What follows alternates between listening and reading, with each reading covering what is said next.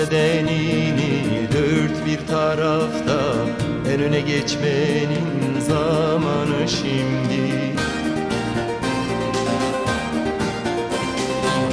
Dalga dalga yeşerip filizlenen, kavgada pişmenin zamanı şimdi.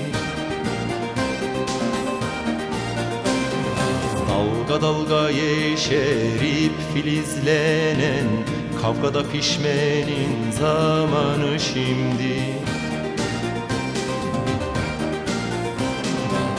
Vurgun ol tutkunu ol sevdaya, ateş ol barut ol gel bu kavgaya.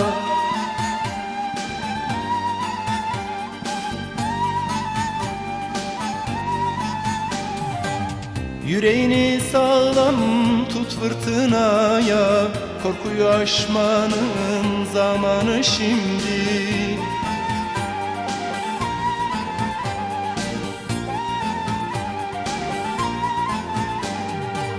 Yüreğini sağlam tut fırtınaya, korkuyu aşmanın zamanı şimdi.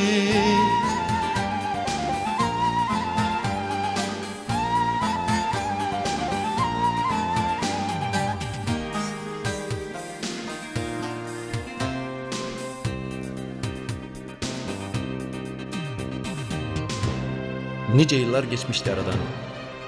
Her anı bir başka deprem, bir başka kırım içinde. Nice yıllar, her anı bir kutsal çığlık içinde. Saraylar, saltanatlar çöker. Kan susar, bir gün zulüm biter. Menekşeler de açılır üstümüzde, leylaklar da güler. Bugünlerden geriye bir yarına gidenler kalır, bir de yarınlar adına direnenler.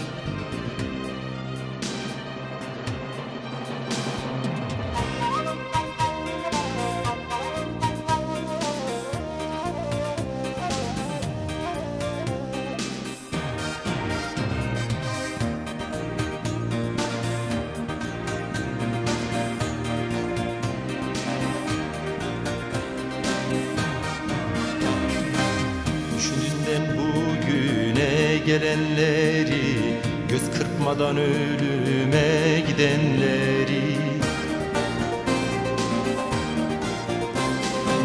Dağlarda ovalarda düğünleri, halaya durmanın zamanı şimdi.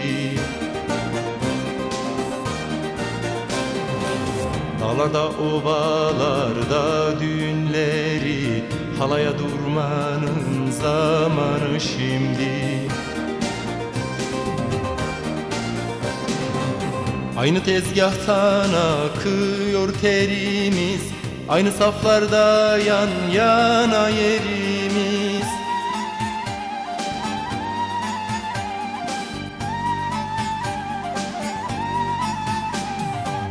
Neden darmadağınık her birimiz, saflara koşmanın zamanı şimdi.